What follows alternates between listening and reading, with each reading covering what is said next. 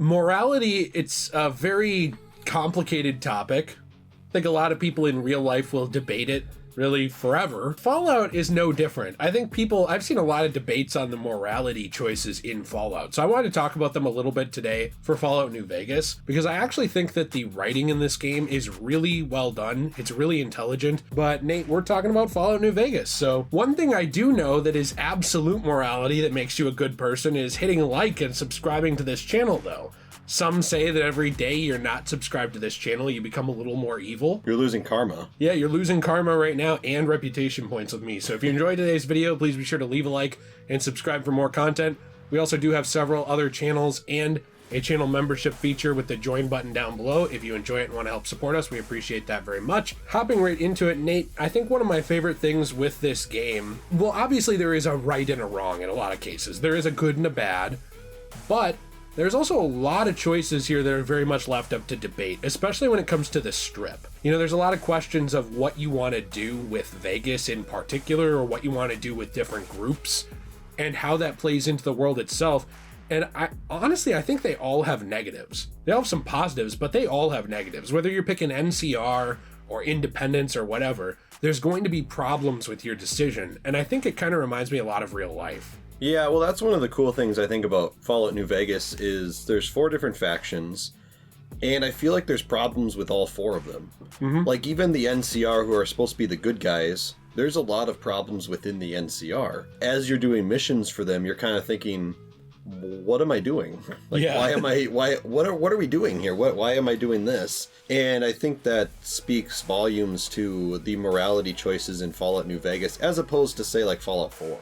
Mm-hmm. Or something like that. Well, one of my biggest problems with Fallout 4 is that you can pretty much play every side till the end, which we've talked about a few times. And that doesn't really make sense too much, whereas in this one, your decisions pretty much matter right from the start, and you're pretty much choosing which side you want to go to right away. But as far as the morality, one thing I thought was cool about this was that some of the choices you have to make in the game felt really sketchy. Yeah. And you're often sitting here saying like, okay, I feel like this is the good choice, but what am I doing? And like, you're not even playing as the Caesar's Legion, because you'd think the Caesar's Legion would be like the villains, the quote unquote villains of the game. Mm-hmm. But you'd be doing something for like Mr. House or something, or the NCR. And you're often left thinking, is this the right choice here? Is this good? Well, yeah, I don't know. A prime example is the Brotherhood of Steel. Yeah. So they have beaten the Brotherhood of Steel down. The NCR has beaten the Brotherhood of Steel down to the point where they're just hiding in their bunker. Yeah. They don't have that many members anymore compared to what they did have. So the Brotherhood retreats to their little bunker and they just kind of chill there. Mm-hmm. But instead of the NCR leaving it alone, they have almost a scorched earth policy of, well, these guys and the Great Khans too, they're in our way. You should really get rid of them. And it sounds very much like something Caesar would say. Mm-hmm. I think that's something that's really interesting is even though there's more moral people in the NCR, I would argue, than in Caesar's Legion, there are definitely people with high power authority positions in the NCR that are extremely corrupt. Yeah. You know, I don't want the whole video to be about the NCR, but I think that it's a really fascinating look kind of behind the curtain of the morality. Is it's like, well, is it better for this region to wipe out the Great Khans? I mean, they keep attacking NCR citizens and people, and obviously those people aren't going anywhere. What's the greater good here? Like, we could just leave these people alone, and then you're kind of left scratching your head like, well, what do I do here? Because like it's not really moral to go wipe people out. There's a lot of corruption too, both in the NCR and in other organizations, and justifications. Like when the NCR asks you to do something and it seems bad, they have a justification for it that makes it sound good. Mm-hmm. Same with Caesar's Legion. Right. I think Caesar's Legion, you like you said, you look at it and you think, oh, they're evil. But you talk to Ulysses, you get an in-depth look at why some people believe in Caesar's Legion, including Ulysses, outside of just Caesar himself. Ulysses almost thinks that Caesar's Legion should win because it's strong enough, and that then, like the real Roman Empire, it will slowly tame itself. Mm-hmm. So like how the Roman Empire started out very bloodthirsty during its conquests, but over time it became a lot more peaceful. It wasn't as much about oppressing everybody, it was just kind of like, well, we've united everybody. So Ulysses almost thought that Caesar's Legion was going to do that. Like, it's horrible now, but once it conquers everything, it'll be better for everybody because they'll be united. Right. And he has a logical point. Like, that actually could happen. And historically, it has happened before with empires. Mm-hmm. So it's kind of weird to look at those decisions and be like, well, this is just very clearly not good, but could it lead to a greater good, or what's worse? Is there a worse decision than this? Well, and that's the interesting thing, too, about the Caesar's Legion is obviously their actions are pretty bad because they're, like, straight up crucifying people and, like, setting ablaze to towns and they stuff have like that. They have horrible views on women, and they have really bad views on drugs. Right. Like, they think anybody who uses jet should be crucified. Yeah, so it's like some of their actions are pretty bad that I don't think can be justified at all. But that's the interesting thing with Caesar's Legion, you know, a little bit that you touched on there. A lot of their endgame points, you're even kind of looking at that and going, actually, this doesn't sound too bad. Basically, you'd have like this empire that they're building, and then their idea is then we'd have peace. Okay, well that sounds fine. And they talk about it. They talk about how there's really no crime in the lands. Like, right. But you look at the NCR lands, and they're overrun with raiders. Well, yeah, because they're not enough to tame everyone down. Right. They're stretched thin, and they emphasize freedom. Yeah. More than order. Yes. So it's kind of interesting how there's like these two polar opposites. That's just two of the factions. Well, and that's the interesting thing too. It kind of raises the question: is what's better, order or freedom?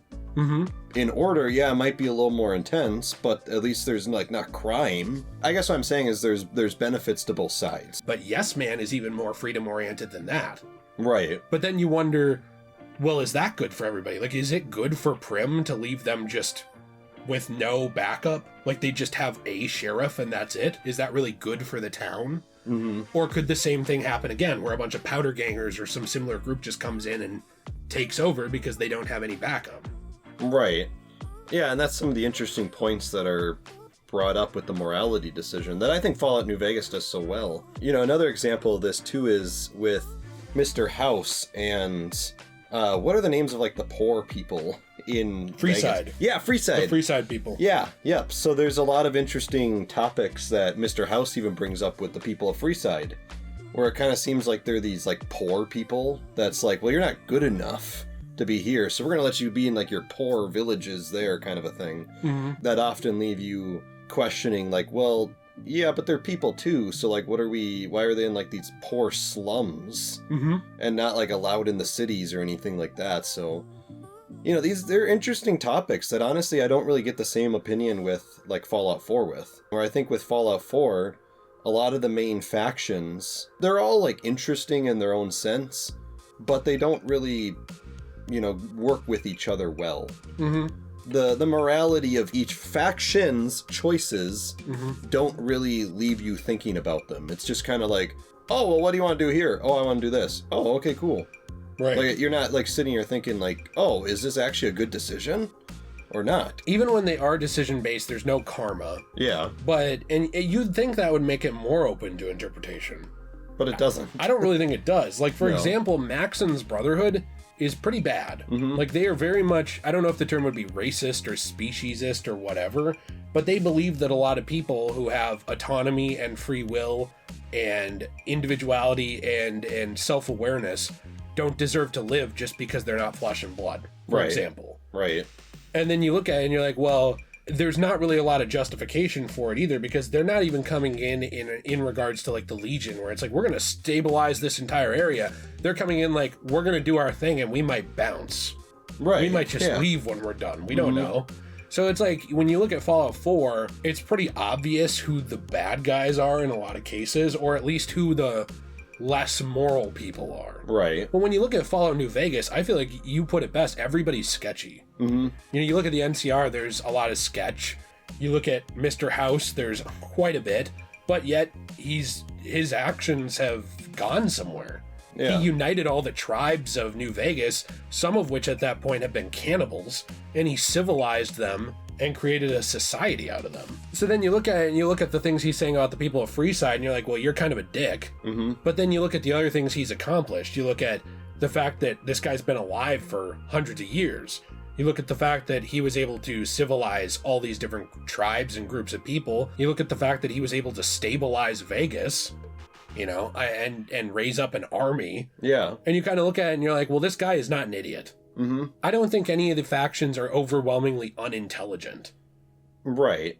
Well, yeah, and they all have good and bad to them, which I think is very interesting. And none of them really seem to have a bad end goal. Right. Like, even the ones that are being evil now, like Caesar's Legion, if you actually talk to Caesar, his end goal is unification. Now, do the ends justify the means? I would say no. But it's still a question that's worth asking, which I think is well written, because when you actually have conversations with him, he's a very intelligent man. Yeah. Even though he does bend his own rules. Like, for example, he's allowed to have auto docks, and he's allowed to have things that other people aren't. Right. So I think that there's a lot of hypocrisy, too, that kind of plays into the morality as well. Yeah, that's really interesting. And with Fallout 4, I think the only one I ever got these questions with was, like, the Institute. Where I was actually, like, helping or doing some of their missions, and I often felt like, what's the goal here? Like, I don't know, I can't really figure it out. And, you know, I'm not saying, like, it's as good as Fallout New Vegas. Right. But I'm saying when one of your 4 factions gives you that questions in Fallout 4, as opposed to all 4 of them in New Vegas, I think that speaks volume to the morality of New Vegas. Well, so here's one I had for Fallout New Vegas that was interesting. I wanted to get your thoughts on it. Do you remember the Freeside Atomic Wrangler? Basically, it's the casino. Yep. And there's a really interesting decision that I think plays into what you're talking about, which is essentially you need to get medicine for the old Mormon fort. But to do that, you basically need to increase... Well, one of the ways to do that is to increase the alcohol supply at the Atomic Wrangler, because then they can convert a lot of that stuff into medicine. But then the problem is, if you look at it, that's also going to get more people long-term hooked on alcohol in that area and keep that community down. But at the same time, it's going to elevate that community by giving them access to cheap medicine and water and other stuff. So you're looking at it and you're like, okay, well, like, I have to hurt these people to help them in this case. What should I really do here? Yeah, that was an interesting mission. I thought that was funny, though, because it's like, well, here's all these, like, poor people. Let's keep them poor by, like, flooding it with alcohol and stuff. And it's like, okay, well, this is kind of interesting. Yeah. But yeah, that was the way to give them well, yeah, exactly. Too. That's the moral dilemma, is you're doing it and you're like, well, I know I'm helping them long term, but this is also not very good. Because, like, these people are already poor, and a lot of them are already hooked on alcohol and drugs and stuff like that. And you know that by basically flooding the market with all this alcohol, it's definitely not helping. No. Like, this is making things worse. Yeah. So that, yeah, I think that definitely speaks perfectly to this issue. That's a tough mission. Yeah. Like, you're doing it, and it's like, well, this is good, but it's also bad. Well, and like, even, what am I doing? Even the NCR in general, when you look at their presence here, there's a ton of people saying, we should get rid of them, we should kick them out. They don't actually want Yes Man's army to take over, though. They don't want that. They just want to be left alone. But guess what'll happen as soon as they're left alone? Caesar's Legion will roll right over the place like a steamroller. Yeah. Like, they will take over instantly. No NCR, no Yes Man, no Mr. House to back this area up. All of the authoritarians that they want gone. If they were all gone, this entire area would be overrun by the Legion in days. Well, that's one of the problems, too, is, like, no one... And this speaks even to modern-day history now. No one wants anyone to control them. Right. Like, you always, like... There's a big topic nowadays in American history of, like, everyone, like, well, you know, what's with this evil government? We want to topple... Or, let's eat the rich. Let's take down the government. You know, and stuff like that by a lot of the young people these days. Thank you. But my thing that I'm always saying is, yeah, if you topple the government, someone else is going to come in. Like, no one's going to, like, leave you alone. That doesn't exist. Right. That doesn't exist anymore. These people would say they don't want the NCR, but it's like, but they're better than Caesar's Legion. Like, at least they try to protect you, and they're not going to, like, burn your house down and crucify you. Right. Like Caesar's Legion would. Yeah, Caesar's Legion wants order, which I would say, you know, fair enough. I don't know, and it's like the interesting thing with the NCR, too. Specifically the NCR is their goals, I would say they're like the opposite of Caesar's Legion. Well, it's because the NCR's goals keep changing. Well, yeah, exactly. Because their leadership changes. Whereas Caesar's Legion is a dictator. Yeah. So it's only at the whims of really the dictator. Right. You're really left up to kind of the whims of who's in charge there. And it's the same with House. Like, House almost wants a neutrality, but he wants a neutrality that's enforced by armies. Right. So he wants his army to enforce neutrality, which is still subjugation. Right. You know, if you go in the strip and you disobey, those robots gun you down. Then you have the opposite of that, where you have Yes Man, and you think, oh, well, this is different. This is about freedom, and this is about independence. But really, it's just the same thing, except you're the dictator. Mm-hmm. You're the one in charge. Right. You know, it's just you're Mr. House now. And you don't have all of the knowledge and data and history to back it up. Mm-hmm. So if anything, it's even more chaotic because you took over and you subjugated the lands with your army, and now you're the dictator. So again, it goes to speak to what you're saying. There is no real option in this, morality-wise, to just everybody leave each other alone. That's not an option here, because all of these groups want in. At the end of the day, you're not really looking for a best case scenario. At least I don't think you are when you play this game. If you're really thinking deeply about it, you're looking for a least bad scenario. Yeah. Like, what's the least bad you can have? Are the taxes of the NCR and some of their dumb laws worth the protection? Would letting Caesar's Legion roll over a ton of this state but unify it in peace, would that be worth it? Mm-hmm. You know, like, what about Yes Man? Is there something to say about having an independent third power? And could that keep these other powers in check? And then the question it doesn't even ask, but you have to think about, is what happens after this? Like, what happens if the NCR spreads past here? They're already getting too thinned out. What are they gonna do? They could just crumble if they keep expanding. Ulysses even touches on that, like, really well, that it wouldn't take much if the NCR keeps expanding to just knock it all down. Right. So I think there's a lot of really interesting questions with the morality and the factions in this game that I thought were done much better than really any of the other modern Fallout games, including 3. I think 3 is probably the second best at this. They're more black and white. They're not as morally gray. But I would argue 4 doesn't really emphasize morality at all. I don't know, they kind of lose the core of what made, I think, this game so good. Yeah. Despite the fact we both love 4. It's my favorite one, so Yeah. like I love it. That's one of mine. But yeah, just to speak on your point and kind of add to it quick. That's one of the problems with 4 in the story is there's like a good side, which I would say is like the Minutemen. Mm-hmm. I mean, like their entire point is like just, well, let's help people. It's like, okay, well, this is good. And all their missions are like, yeah, this is good. I'm happy I'm doing this. And then like the Brotherhood, like we already talked about, is just pretty like bad. And then the Railroad, you're kind of like, well, you know, I like their means. You know, they're basically just trying to survive. You know, they're cool, they're interesting, but it's like, it's not as good as New Vegas. Mm-hmm. And I guess that was my wish, is I played 4 first, and then I went back and played New Vegas after 4.